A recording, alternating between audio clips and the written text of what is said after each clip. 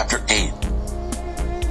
Bringing all this to a climax, King Solomon called in the leaders of Israel, all the heads of the tribes and the family patriarchs, to bring up the chest of the covenant of God from Zion, the city of David. And they came, all Israel, before King Solomon in the month of Ethanim, the 7th month, for the great autumn festival. With all Israel's leaders present, the priests took up the chest of God and carried up the chest and the tent of meeting and all the holy vessels that went with the tent. King Solomon and the entire congregation of Israel were there at the chest, worshiping and sacrificing huge numbers of sheep and cattle, so many that no one could keep track. Then the priests brought the chest of the covenant of God to its place in the inner sanctuary, the Holy of Holies, under the wings of the cherubim. The outspread wings of the cherubim stretched over the chest and its poles. The poles were so long that their ends could be seen from the entrance to the inner sanctuary, but were not noticeable further out. They're still there today. There was nothing in the chest but the 2 stone tablets that Moses had placed in it at Horeb, where God made a covenant with Israel after bringing them up from Egypt. The temple finished, dedicated, filled. When the priests left the holy place, a cloud filled the temple of God. The priests couldn't carry out their priestly duties because of the cloud. The glory of God filled the temple of God. Then Solomon spoke.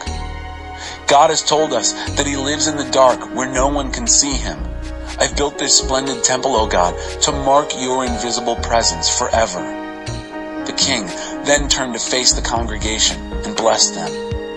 Blessed be God, the God of Israel, who spoke personally to my father David. Now he has kept the promise he made when he said, "From the day I brought my people Israel from Egypt, I haven't set apart one city among the tribes of Israel to build a temple, to fix my name there. But I did choose David to rule my people, Israel." My father David had it in his heart to build a temple honoring the name of God, the God of Israel. But God told him, "It was good that you wanted to build a temple in my honor, most commendable. But you are not the one to do it. Your son will build it to honor my name." God has done what he said he would do. I have succeeded David, my father, and ruled over Israel just as God promised.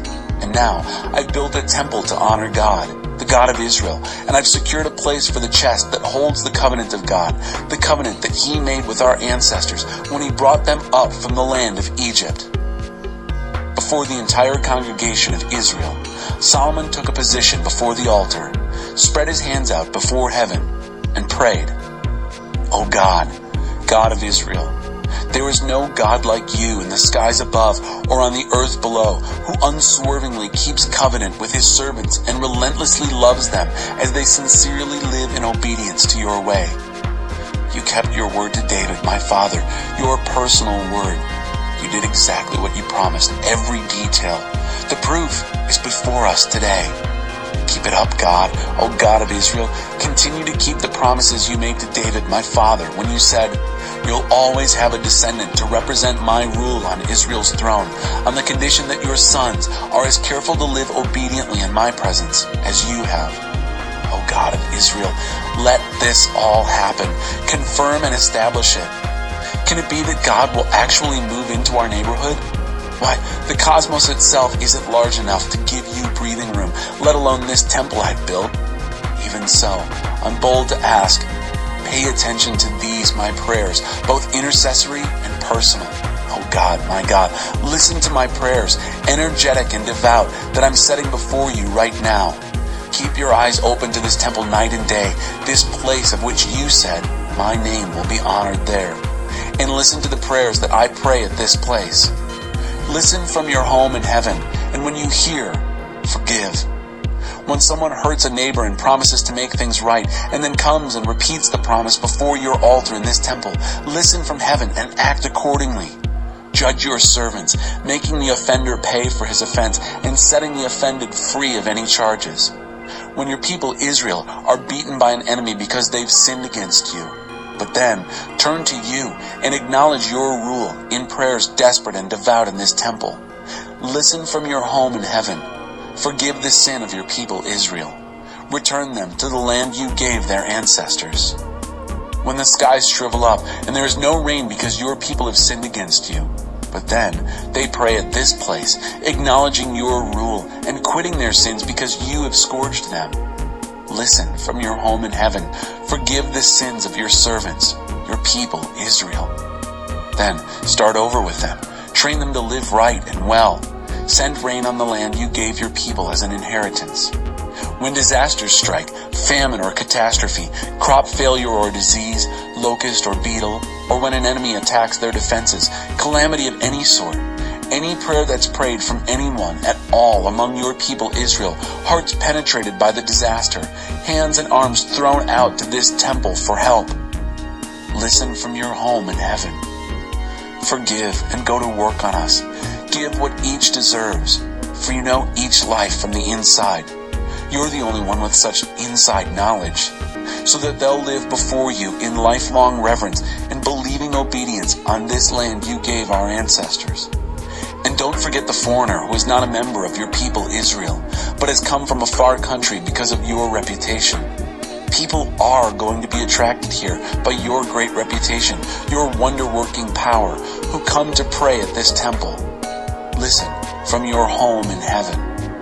Honor the prayers of the foreigner, so that people all over the world will know who you are and what you're like, and will live in reverent obedience before you, just as your own people Israel do. So they'll know that you personally make this temple that I've built what it is.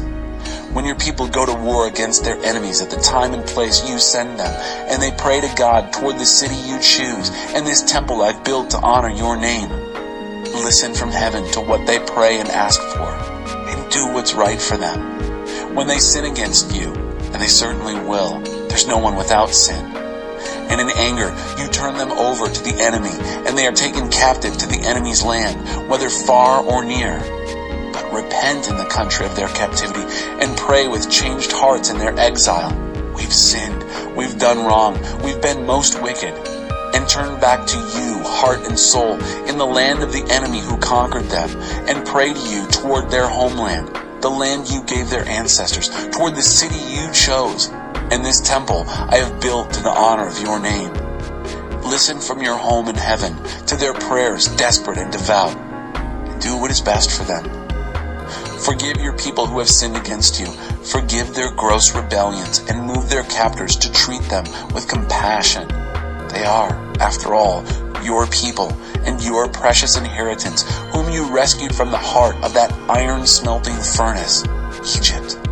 Oh, be alert and attentive to the needy prayers of me, your servant, and your dear people Israel. Listen every time they cry out to you. You handpicked them from all the peoples on earth to be your very own people, as you announced through your servant Moses, when you, O God, in your masterful rule, delivered our ancestors from Egypt. Having finished praying to God, all these bold and passionate prayers, Solomon stood up before God's altar where he had been kneeling all this time, his arms stretched upward to heaven. Standing, he blessed the whole congregation of Israel, blessing them at the top of his lungs. Blessed be God, who has given peace to his people Israel, just as he said he'd do. Not one of all those good and wonderful words that he spoke through Moses has misfired. May God, our very own God, continue to be with us, just as he was with our ancestors. May he never give up and walk out on us.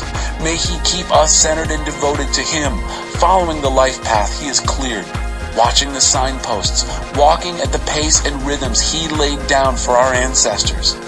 And let these words that I've prayed in the presence of God be always right there before him, day and night, so that he'll do what is right for me, to guarantee justice for his people Israel, day after day after day.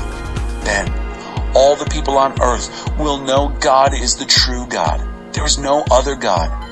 And your lives must be totally obedient to God, our personal God, following the life path he has cleared, alert and attentive to everything he has made plain this day. The king and all Israel with him then worshipped, offering sacrifices to God. Solomon offered peace offerings, sacrificing to God 22,000 cattle, 120,000 sheep. This is how the king and all Israel dedicated the temple of God. That same day, the king set apart the central area of the courtyard in front of God's temple for sacred use, and there sacrificed the whole burnt offerings, grain offerings, and fat from the peace offerings. The bronze altar was too small to handle all these offerings. This is how Solomon kept the great autumn feast, and all Israel with him. People there all the way from the far northeast, the entrance to Hamath, to the far southwest, the brook of Egypt. A huge congregation. They started out celebrating for 7 days, and then did it another 7 days, 2 solid weeks of celebration. Then he dismissed them. They blessed the king and went home, exuberant with heartfelt gratitude for all the good God had done for his servant David and for his people, Israel.